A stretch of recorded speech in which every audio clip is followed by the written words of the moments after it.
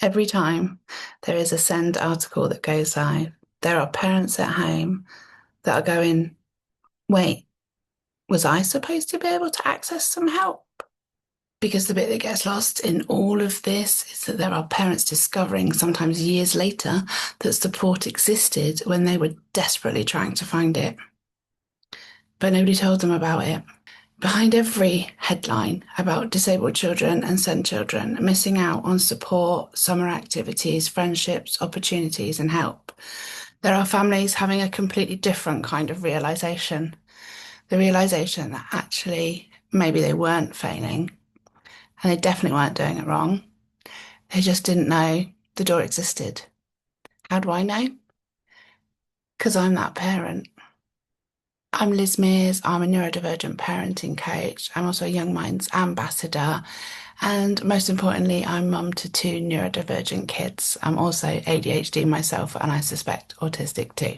When my Harley was younger, there were so many times where I was just trying to get through the day, trying to understand him, help him, support him, navigate a world with him and for him, and a schooling system that just often felt like it wasn't built with him or I or anybody in mind, quite frankly. I was left wondering why things seemed so much harder for our family than they seem to be for everyone else. The summer holidays, especially, can be really, really hard. Not the Pinterest version or the Instagram worthy, happy memories every second version, but the real version, the version where you are trying to keep yourself regulated, your kids regulated, you're trying to support your child, you're trying to help the one child that wants to go out, the one child that wants to stay in. You are looking after everybody whilst also quietly carrying the feeling of, why the hell is this so much harder than I thought it was going to be? And then years later, I discovered that there were so many things that we could have accessed: support and coffee mornings, opportunities, days out, respite, places where my son could have built friendships, built confidence, built independence, and just genuinely have some really lovely experiences. And there are also places where I could have helped my daughter as a carer help to access space for herself as well. So many things that might have made those years feel just a bit less overwhelming and less freaking lonely, right? And there's very much a grief in that, a particular kind of grief, because you can't go back and suddenly time travel and be like, here's the leaflet you need, here's the email and the website and everything that you need for everything that was going on behind closed doors that nobody told you about. And I think it's something that we don't talk often enough about with Send, because once you know those places exist, things open up for you. And then you perhaps run into the fact that there is oversubscriptions, but that's another video. But you can't just go back and fix it all. The problem isn't whether the support exists, it's whether families know that it exists, right? Because parents shouldn't once again have to become flipping experts in disability, SEND law, local authority processes, funding streams, acronyms, and systems just to discover what might have helped their child.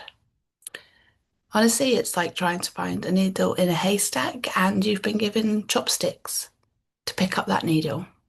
Most parents are already using every bit of energy just to get through the day, to help understand their child, advocate for them, keep all the plates spinning, whilst looking after the rest of their family and themselves as well.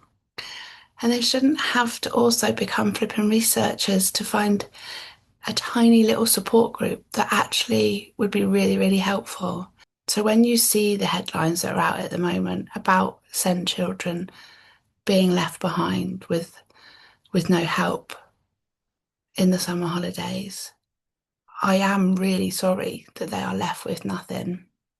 It isn't good enough. it is heartbreaking, and these families deserve better, just like I deserved better. Because there is a certain sadness and grief that comes along with, well, why didn't my kid get that? And why didn't I have that support? Why didn't anybody tell us? So please remember, if you're one of those that wasn't able to access stuff all those years when you could have done with it, it's not your fault. I didn't fail Harley. You're not failing your kids.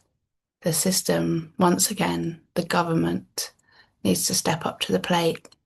And instead of playing the blame game, they actually need to support, and communities need to come together in a much more proficient manner to help each other. And I think on a local level, online as well, as parents are really good at pointing out help and services to each other. So if you were like I was when it wasn't so online and you didn't know what was out there and you were stuck at home because you just needed to look after your kids, don't beat yourself up. But we can be part of the fix. So if you know of any fantastic services in your area, go and tell some parents in a local parent group today, and literally be the change that you wish to see in the world. Because maybe the government's not going to fix it in the way we want them to, but we can. Take care of each other. Stay beautiful. See you next time.